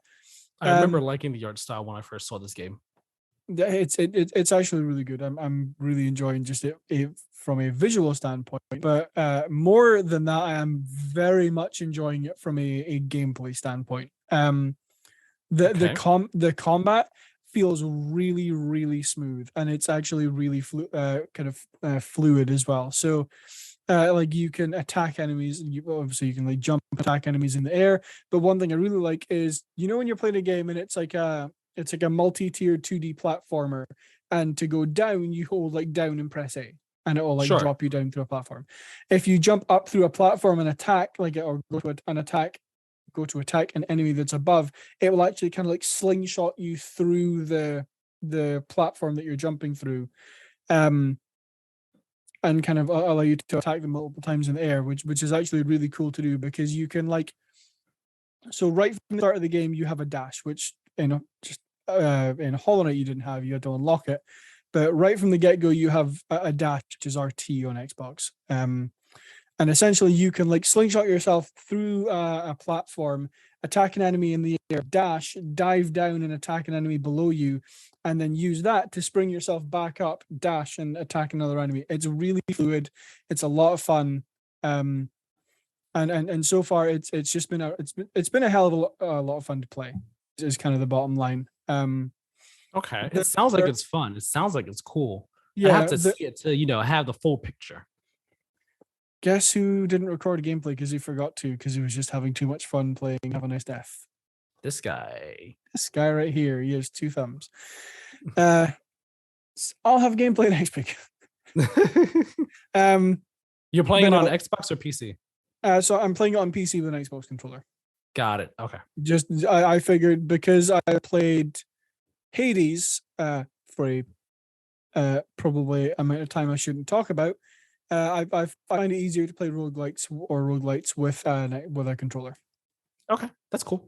I was just curious because you had mentioned Xbox controller before, so I was wondering, is he on Xbox or PC? No, I actually don't think it's out on Xbox yet. I didn't think so either. Yeah, it's in Steam Early Access. Got it. Okay, continue on. Carry on. The systems in it so far are like, I would have to have more time with them, I think, but so far I'm not 100% happy with them. Like, it seems like it's really expensive to upgrade things, like more so than what I am earning, because so far I have done, I think, 12 or 13 runs, something like that. And like the maximum amount of like ingots, which is like one of the currencies in the game that you use to actually, I'll explain a bit more about this so I can give more context. When you're going through and kind of clearing rooms and unlocking new abilities, you essentially unlock them by going into an area that you get locked in, and it will start spawning enemies in. And then you have to defeat all the enemies, and then you get rewarded with like a new B ability or a new Y ability, which both cost mana to like use. So depending on like the level of the ability, how powerful it is, it will use more mana. And the way that you upgrade those abilities is, once you're finished a run, you will be rewarded a certain number of ingots for that run, which you then use in a shop to upgrade. Like, say you really enjoy using, like one of the ones I've really enjoyed using is like it's like a green acid rain streak ability that is essentially like, it will like strike here, then here, then here, then here, and just kind of procedurally go over the map. Right. So that's one that I've really enjoyed using, but the upgrade for that is like, I think it's something like 700 or 800 ingots, and so far I think I've earned a total of maybe 200 or 300. I was about to say just like 2 or 3. I was about to be like, woof, you got a way to go. Yeah, so like I understand that like that's a powerful ability just in and of itself, because it kills most things in one hit. But but it seems a lot of the stuff seems overly expensive so far. Okay. One thing I don't understand is like, so when you respawn and you're back in Death's office, which is like the kind of place you respawn to when you fail a run, to get out of Death's office you have to go down an elevator, but the elevator is sentient and is some form of demon, and to get into it you have to sign some form of contract, which like are randomly generated, I assume, or you have the choice of like 2 of a number of different contracts that could be like randomly put in. But there's no explanation as to what they do. Like, you get the name of the contract and that's about it. There's no like, this one will give you this but take away this, and they do have like a now effect on each side. So like, now you will gain 10 health but lose 20 mana, or now you will gain 20 mana but lose 10 health, something like that. But there's no information on like what the contract actually does for your run, which is annoying. The other kind of like perk system that they have is you can get curses while you go through, and you'll find like a person who you speak to when you're doing a run, and they will give you a curse that so far I have never had a negative benefit from a curse. So I am assuming that they are curses for your enemies, not you, because all of Okay. them I've found are like life steal or burn or poison damage or something like Mhm. that. So I would assume it's more of a boon to help you rather than a boon and a nerf or something like that. Okay. So, but would you say it's balanced out well? I would say so, yeah. So you have 65 health as standard, and obviously you can find items that will give you, plus 10 health or something like that. But the only enemies so far that have actually given me any trouble are one kind of like regular type enemy, which is meant to be like the big brute kind of enemy that is a little harder to take down and does quite a lot of damage to you in one hit. So you have to kind of be a little careful when you're attacking. I haven't actually beaten the boss yet. I've fought the boss twice, three times, something like that. Mhm. Um, and like I've gotten close one time. I think I got his health down to like a quarter maybe, but for the most part, because I'm going in with lower health, because health packs and kind of like ways to recharge your health are actually really difficult to come by, then it's a Yeah. little bit challenging. Okay. Is the boss design how is the boss design? How are the encounters set up in the game? So I mean, just based essentially, off the one that you've done.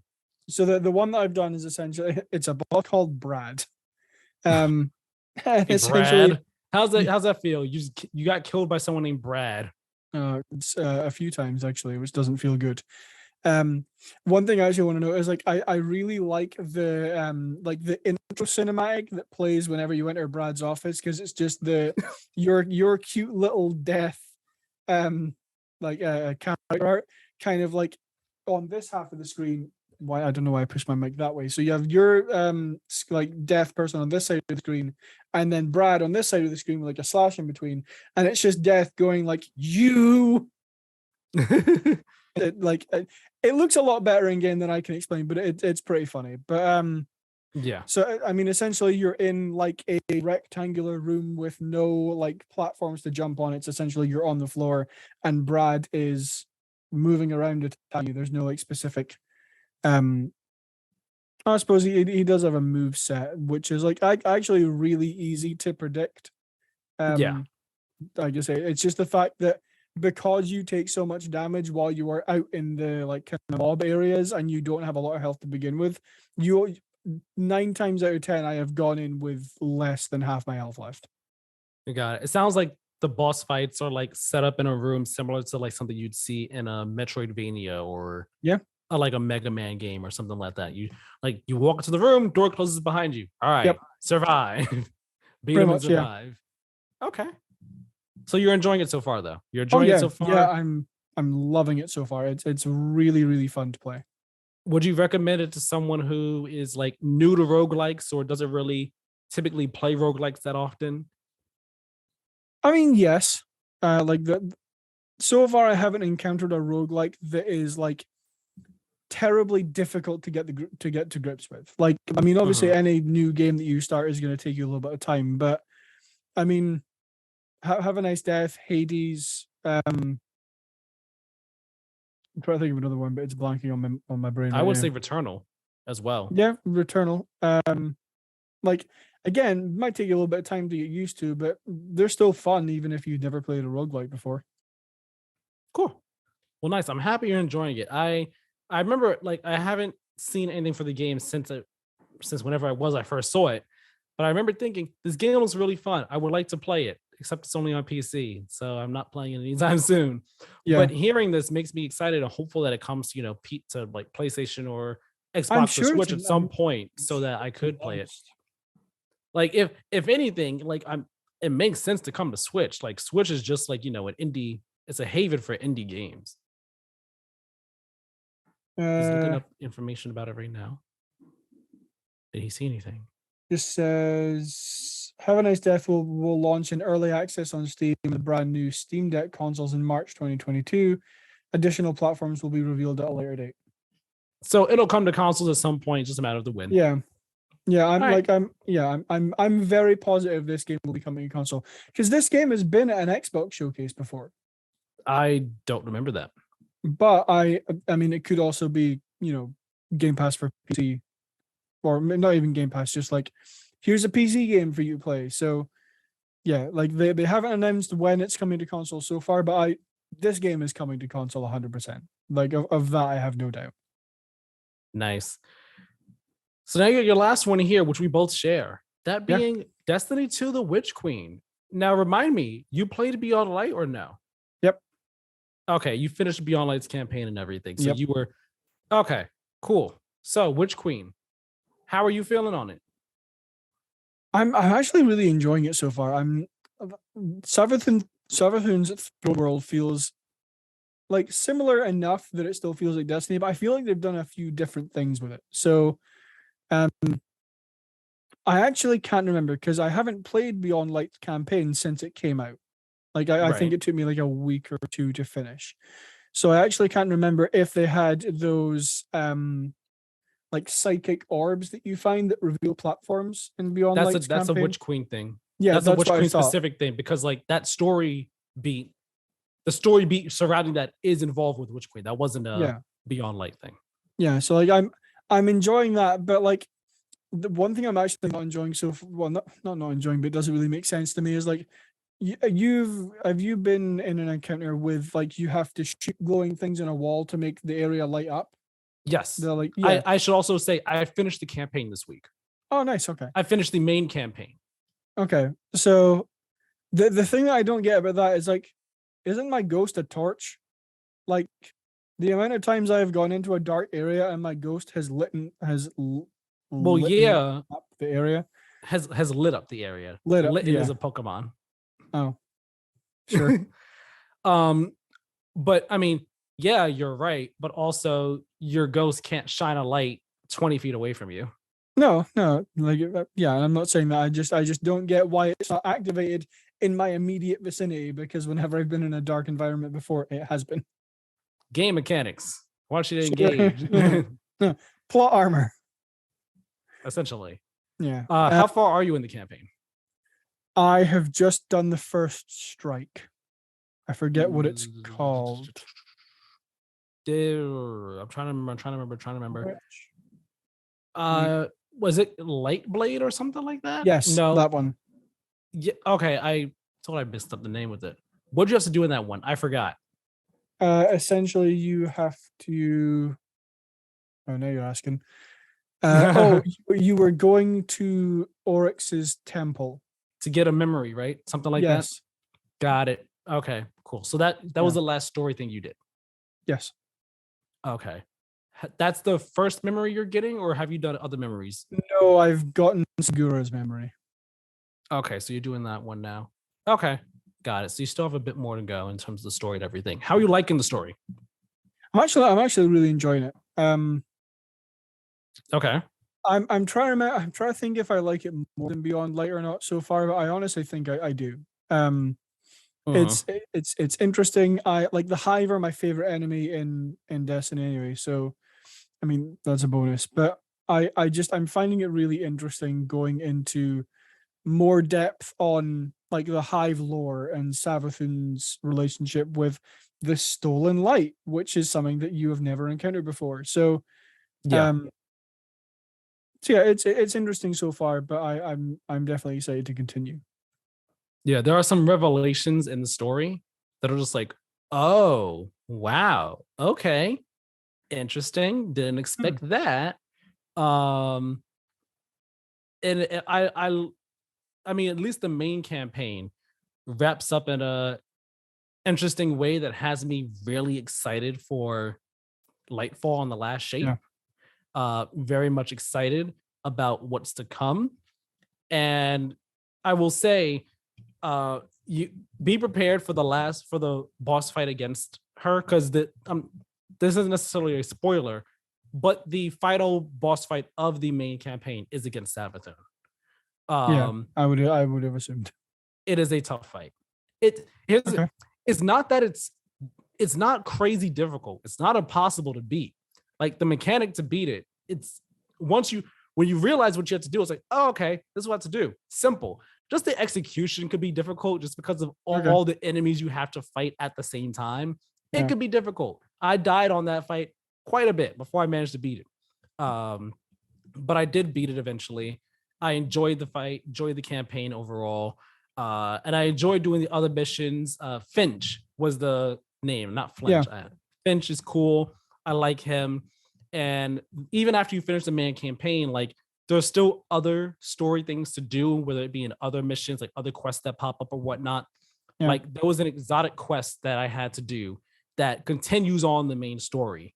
I'm not going to say who it involves because I don't know if that person has made their way into the main story yet for you. But doing that mission doing that quest alongside them in a sense was really fun, really neat. And the weapon you get at the end of it is cool. I like that weapon. So right now, in terms of the story stuff, like I'm just under level to do the raid if I want to. Like my light level is 5. It's between 510 and 520. I forgot where it is. But it's, I mean, not 510, 1510 and 1520. But it needs to be 1520 to do the raid. I think I'm 1420 right now. Okay, so yeah, you got a bit to go. Yeah. So yeah, like I don't know. I'll do the raid at some point, but my goal right now is like, okay, at this point in the game and where I am with what's available to me, it's now a matter of just building up my power level so I can do some missions for some other quests that like come up some more after you beat the game. I mean, after you finish the main campaign, like some investigation stuff. So build on my light level for that, do some dungeons as well. And I think what I'm going to do is I'm going to start doing the Season of the Risen content because I haven't done that yet. And Season of the Risen was the first season for this expansion. So Season of the Risen was the first one. Now we're on Season of the Haunted. And the Season of the Risen stuff starts at the tower. So I think the next thing I'm going to do is I'm going to go back to the tower, do the Season of the Risen content, and then do Season of the Haunted, which the story stuff for that finished this week, but the Season of the Haunted doesn't end until like August or so. No. I assume you've got the season pass? Yes, I got the deluxe edition that has like, 30th anniversary content and all the season stuff. So I'm good. Yeah, I'm actually really tempted to upgrade to the season pass. Sorry, to the deluxe edition. I mean, you should if you think you're going to be sticking around with Destiny for a while. Because I mean, the story continues past expansions now. Like they do the seasons and the seasons continues on the story and all. So it just makes sense if you think you're going to be playing more Destiny. Sorry, I was quickly looking it up on Steam to see how much it was, and I'm like 70 quid for the upgrade. That doesn't seem right. But I was looking at just buying the deluxe edition outright. No, the upgrade's 35. Gotcha. Okay, not too bad. Yeah, I mean, it's gonna. I'm planning on getting all of the seasons anyway, so it's money that I would be spending anyway. So yeah, I'll do that, sure. But yeah, I'm enjoying the Witskin so far. It's a fun time. I'm really. I think Savathun's Throne World might be one of my favorites they've done so far, purely because you have like the openness of like the swampy kind of areas, but then you also have like the fortress kind of area as well. So I'm liking switching back and forth between those two. Yeah, I like the art design, like the aesthetic direction of everything. Yeah. Like I was saying this to my brother. I see it, it's like it's open. It's like a more open and I think expansive version of like Oryx's ship. Except it's like it's not as creepy and foreboding. It's more regal and beautiful in a evil, sinister type of way. in a Hy-Vee kind of way. Yeah, like you get like when you go to the fortress area, it's beautiful. It's beautiful being there, like in the throne castle type area and all. And then like in the swamp type environment, a bit more like foreboding and all, but still not as gross and disgusting as Oryx's ship was all around the place. So I really like the environment. There's definitely a whole lot of secrets and stuff to go through. Like I want to increase my rank with Finch so that I can get deep sight tier 2 and the deep sight tier 3 and get more stuff. So like there's a whole lot of stuff for me to do in Destiny 2. I'm right now, again, I think I mentioned it last week to you. But I'm at the point now where, well, I didn't mention it to you because I didn't finish the game. But I'm at this point now where since I've done the main campaign and all that's left is the season stuff. And now I'm at that point where it's like, okay, now is when I start grinding up the power levels and all. I'm trying to decide, all right, how heavy do I want to go in? Because I don't want to burn out on Destiny 2 so fast. Since I've been doing Destiny 2 a bunch for the past few weeks to catch up and all, I don't want to burn out trying to catch up. So I'll probably play some Destiny 2 this week, mix it up with some Kirby, might start Tales of Arise as well. I'm not sure because I don't want to start something too new and too deep before Stray comes out and then Live comes out like this following week and all. Fair. So I'm trying to decide what I'm going to do. But Destiny is going to be my ongoing game that I'd bounce back in and out of for the foreseeable future. And I plan to stick with Destiny. I don't plan to leave Destiny for like 2-3 years again and then have to catch up on a bunch of stuff. I plan to stick with it. Yeah, I think I'm kind of in a similar boat as you. Is like I'm getting back into Destiny now to a point where I actually want to stick with it and make sure I'm doing all the season stuff I can. I do want to do the raid at some point. I'll just need to find people to do that with. Right. And then have a nice death actually might be the game that I try and finish next, just because I think it's fairly short. Okay, cool.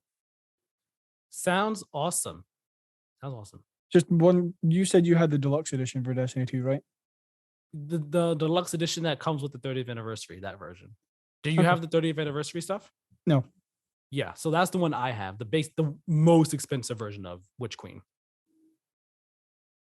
Let me see if I can afford the. How much Glimmer do you have? How much Glimmer is it going to cost to buy it? Yes, I can. Come on, we're good. Hey. Oh, real quick before we start wrapping this up, glaives are not that bad. I kind of like the glaive. I've never used a glaive yet because I can't find special ammo to save a life of me. Really? Kind of. Yep, I like come across it pretty quickly and easily. Nope, I've never once had special ammo spawn. It is always heavy. Well, glaives are cool. I mean, you could use them even without ammo. You could use them for the melee. Yeah. At the very least, you could use them for the melee. But yeah, they're cool. They're neat. They're not my go-to, but they're not that bad. Yeah. I use 2 sidearms and a machine gun. Oh yeah, you'll be switching through stuff as you know. Typical Destiny. You get better, higher stuff. You'll be just using a bunch of blues until you're at like that cap. You're like, all right, purple time, baby. Time to infuse. And with all of that being said, we're gonna bring it to the end of this episode of the Play to Win podcast. Thank you all so very much for watching and or listening. It's been a fun one. I've enjoyed the conversation we had today. I thought it was a pretty fun conversation. You know, had some God of War excitement. Looking forward to new games this year. Kind of ragged on Skull and Bones a bit. Not like intent, not like we weren't trying to be mean, but like it just looks mediocre in my eyes. Yeah, I would agree. And then we're also excited for, we're cautiously optimistic for E3. Hopefully they're able to live up to the potential of what is, set forth for them. If you enjoyed this episode, though, of the Play to Win podcast, check out our other episodes. Episode 65, 64, every other episode came before us. Check it out. Check out all our other videos that we've done as well. You can check it out here on YouTube if you're on YouTube. You can check out the podcast episodes on YouTube and podcast services. If you want to find a place with everything, you can check out our website, playwingames.wordpress.com. It's a home for all of the content, including written versions of our reviews if you prefer to read the reviews instead of just watching them. So check that out. You can also find out a little bit more about us. You can see our review guide policy, like, what our grades equate to and the rationale behind them all. Nice formative place over there. Go check it out. You can follow us on social media as well at Play to Win Game on Twitter and Instagram. That's where we post updates on the show. So follow us over there if you want updates on the show. That way if something is delayed, if something is coming out soon, so on and so forth. You'll get updates there. Also, subscribe to us on YouTube. If you're already here, hit that subscription button, hit the notification bell, leave us a like, comment down below. Which version of God of War Ragnarok are you going to get? Are you going to get the Jotnar edition, the collector's edition, or just neither of those, just one of the lower editions? Let us know your thoughts on it. And also, let us know, and if you're excited for Skull and Bones. Please, I hope there are people excited for this game. If you're out there, let us know. Please, we don't want to be just negative about it. We know there are people out there that are looking forward to it. So let us know if you're excited for it and why you're excited for it. Share that excitement with us. If you're on podcast services, subscribe over on podcast services and leave us a 5-star review. It's helpful. It's greatly appreciated. So please do that. All that being said, though, and also share the show with anyone and everyone. Yeah, super important. Do that too. Spreading the show, word of mouth. That's a great factor in growth. Yeah. Keiran, where can people find you? You can find me on Twitter at Badlynet, BADLYNET, all one word, where I post stuff from time to time. If you were following me, or you already follow me on Twitter, you will know that 1, I passed my first round Apple interview this week. 2, I went to see Love and Thunder on Thursday. I saw it yesterday. Nice. I will talk to you about that afterwards, actually. And 3, I'm very happy that Boris Johnson's gone. Very happy. I'm sure many people are. Yeah. You can follow me over on Twitter at Tyler Miller 2496. Where I tweet about games and movies and anime and all. We'll talk about Thor a bit more, but I enjoyed Thor. It was fun. It was funny. Yeah. Those goats are hilarious. I love the goats. Also, I'll say this real quick. There was this tweet going around, this video of this guy's politician who people have been memeing it to death. He said something about you woke moralists. We'll see who cancels who or whatever. And people have been like memeing it into so many things. It seems like something you would see in like an old school video game FMV. So some people like put him as like a control cutscene, like when you're walking in control and like the director would like talk to you in the screen, like you see like the silhouette on the screen. Yeah, people were doing that. But the funniest one I saw today was someone made him like a palace ruler from Persona 5, like the shadow palace ruler with the audio, like the distorted or vocal audio and the music in the background. I was like, gold, good stuff there. Good stuff. Really funny stuff. So yeah, I retweeted that. I liked this. That was great. Follow me for content like that, for me sharing funny stuff over on Twitter. All that said, though, thank you all so very much for watching and or listening, and we will talk with you all next time. Have a great one. See you later.